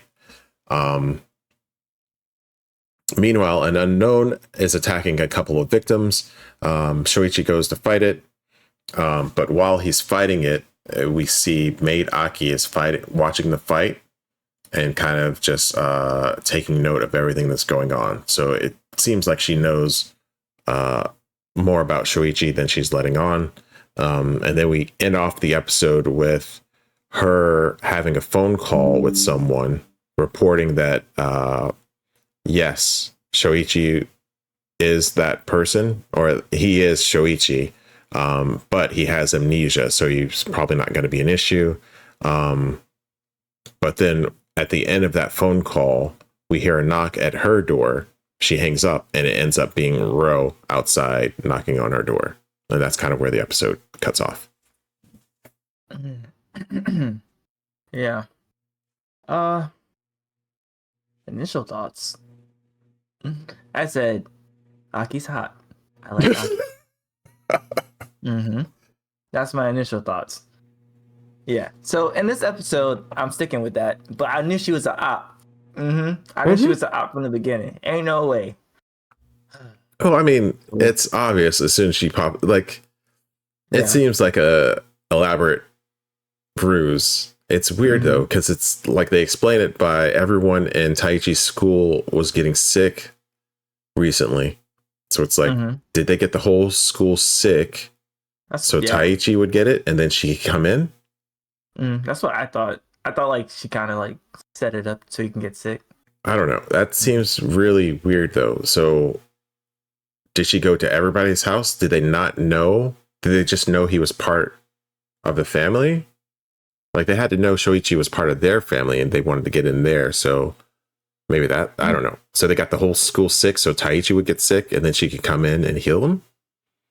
Yeah. So we'll see. I don't know. Or maybe there was a mistake. Maybe somebody like put the stuff in the wrong pot and then it just got the whole school sick. I don't know. Yeah. Or it could have just been coincidence. She was pretty obvious from the get-go. It's like something's up with this lady. Yeah. Also, little dude was like mad rude for no reason. Bro, yeah. When it starts out, I was like, whoa. He said, yo, go give me some tea. I said, whoa, bro. I said, dang. I was like, this is how you let no one talk to you? Yeah. I'm like, hold on. Like, go back and fix it. You did it wrong. He didn't even take a bite of it. He just kind of picked it up and brought it to his mouth and said, nah. It was like, this doesn't right. Yeah. Hey, bro, you're crazy. Yeah. He would have got drop kicked straight through the window. Yeah. Yeah. I mean, he started acting right when Aki showed up, and you know, I don't blame him. I would too. You know what I'm saying? I'd be like, oh, you can feed me soup any day, anytime you want. But anyways, I thought that was cool. I thought that well, I'm glad that Shoichi he didn't die. Glad he didn't die. I mean, obviously there's still a season going on, so that's obvious. But oh wait, no. It's the next one. Okay. I'll save that for the next episode. Yeah, Hojo, whatever his name is. Hojo. I don't like him. I think his ploy to use the gas bullets is gonna backfire. He's gonna shoot himself with the gas bullet. I hope so, fingers crossed. And I don't know. Maybe. We could be so lucky. Yeah, I said it. I mean, now Toga got. So hey, you never know. Fingers crossed. But I mean, and I think they announced it throughout the whole department at this point. Yeah, so everybody knows. Because they made it official. But I don't know. Well, I don't know if they announced it or if it's just the word on the block. So it might just be word on the block then. Yeah. But I'm trying to think. Didn't what's her name? Nami? Mana. She like made some food. She was getting mad jealous. I ain't gonna hold you. Yeah. She was getting so jealous. She threw her food away. I was like, girl, don't throw the food away. Just put it in the But yeah. I mean, her food looked questionable, but you know, it would have been nice to still have. You know. But yeah, I thought it was weird, and I thought it was weird that Sorichi was acting strange too, but he's also been acting strange the whole time, so he always acts strange around cute ladies, so I mean, yeah, that's par for the course. Except Mana. Yeah But yeah, that's it. So I thought it was because he's never mind, I scratched that. I was gonna say something, but never mind, I answered my question. So yeah that's for the next episode. So overall good episode. I liked it, but we can go ahead to episode 16, A Suspicious Woman, Ayashi Onna. So we start out with Ryo telling Aki Maid about everything he's found out about his father and that her name is on his list. And then he starts asking her questions about her connection to it. And then the Akatsuki go, but she denies any knowledge about it. And then she just walks off. Later on the next morning, I assume, he tails her, but she notices him and then just like jets out and loses him in her car. The police end up finding out about the unknown killing 3 siblings and unknown killing 3 siblings kind of the same way. And then they kind of announce to everyone, even though everyone probably knows already, that Hojo is assembling his team to try to capture Agito. And I think everyone's not like against doing it. I think, but I think Hojo is not letting on that he's trying to like kill Agito and bring him in just so they can get the technology. Yeah, but we'll come back to that afterwards. Fishy Adult gives New Show powers, kind of a power, and he links minds with this random human, and then he starts breaking down and crying because New Show mentions that he wants to learn more about humans, which was odd because he should be human, I would assume. But that's another mystery in the column.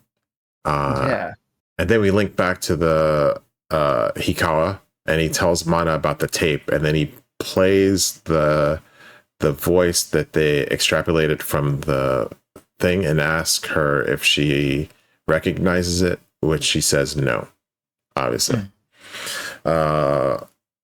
Afterwards, we have kind of close to the end of the episode, Ryo runs into the maid, Aki, again, walking out with Shoichi. This is a long kind of string of events. So Aki and Shoichi are walking back from the grocery store, or walking to the grocery store, getting fish for their meal.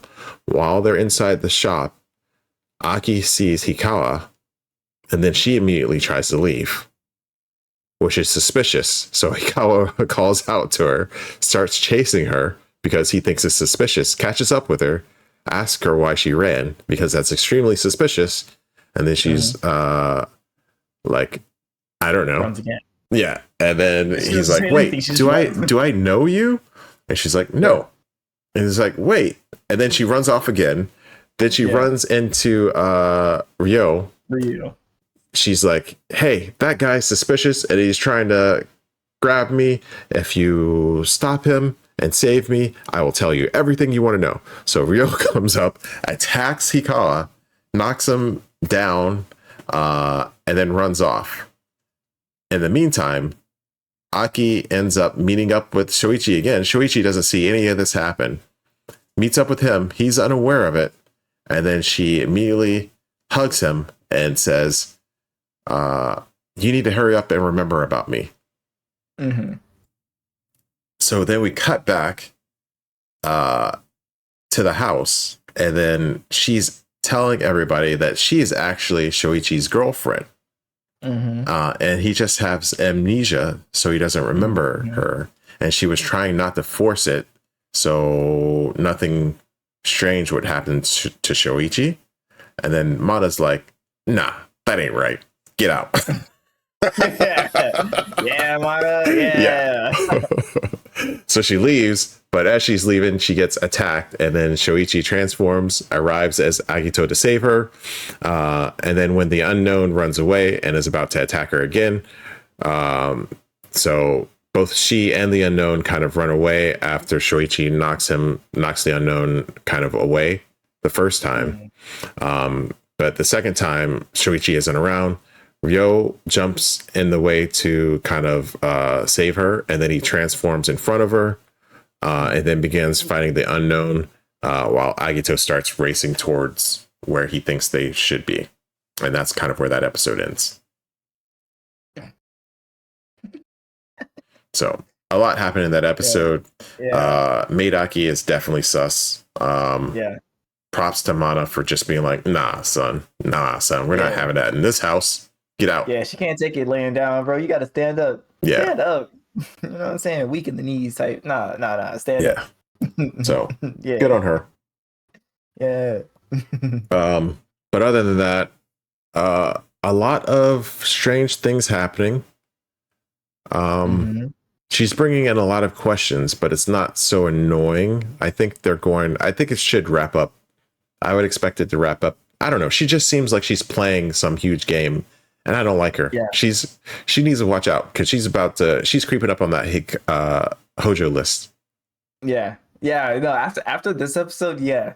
Yeah. When she was hot in the last one, this one, no. She's no bad juju. I don't like her. Mm-hmm. But I feel like she's working for somebody. Like, I think she's reporting back to somebody, and this is somebody else's plot, and she's just kind of working with it. But she said something. She said something inside of her. Like when she was talking, when she was explaining it to the family, she was talking about how. I guess she knew him from before, and it made me think that she might have known him when he was like on a ship or something. Like she was talking about, I think she was talking to Rio actually, and she mentioned a ship or something like that, or his dad was on like a cruise ship, and that's why it like went down or something, and she was on that because she was in the book or like the manifest or something like that. I don't think she ever explains why she was on that list. She just says, "I don't know why I'm on that list." I think Hikawa is like, I know you from somewhere. Okay. And I think he kind of pieces it together. It might be, I don't know if he actually pieces it together that it was from the ship. Mm-hmm. I do remember something happening. Yeah. I don't know. But the conversation made me think that Shoichi was on the same, like, is related to Ryo's dad's disappearance. Yeah. And whoever Aki is working for. Well, I don't know if he's he's probably related to it. I think they're all part of that, whatever happened on that Akatsuki Go. So something big happened, and that's probably why Shoichi lost his memories, and that's why he washed up on the shore. Yeah. And then Hikawa was there, and he probably saw her on the ship. Yeah. But whatever happened, he doesn't know, or he doesn't remember. Something happened. Yeah. Something happened. We don't know what happened. The only question is, how was Ryo involved in it? Because unless he was there and he doesn't realize, and he wasn't in a bike accident or whatever, like they said, like he was in a car accident. So maybe he was actually on the ship and somebody's screwing around with their memories. Ooh. I wonder if that's what's going on. That'd be interesting. It's fishy guy. But then why doesn't Hikawa remember? Unless somebody's been messing with his memories too. Huh. Yeah, you're right. I don't know. That's interesting. Oh, man. Oh, the rabbit hole goes deep with this one. Mm-hmm. I will say I like this episode because it obviously poses a lot of questions and like makes it really open to speculation. You know, minus the whole attack him because he's chasing me because I'm being super suspicious type of thing. Like, I don't know what she was talking. Like, she got on my bad list for that one. I said, Aki, you were doing so good. I was like, you could have saved yourself from the phone call. Really? Like, it's a bit weird, but all you have to do is answer some questions. But nope. She's going downhill really fast. Yeah. So props to Mana Yeah. for getting her out of there. Yeah. There's hope for you yet, Mana. But yeah, I like this episode. I like how... Wait. No? Yes. I want to see... Because they're all kind of running into each other now. Ryo, Soichi, and Hakuma? What's the other guy's name? Hikawa.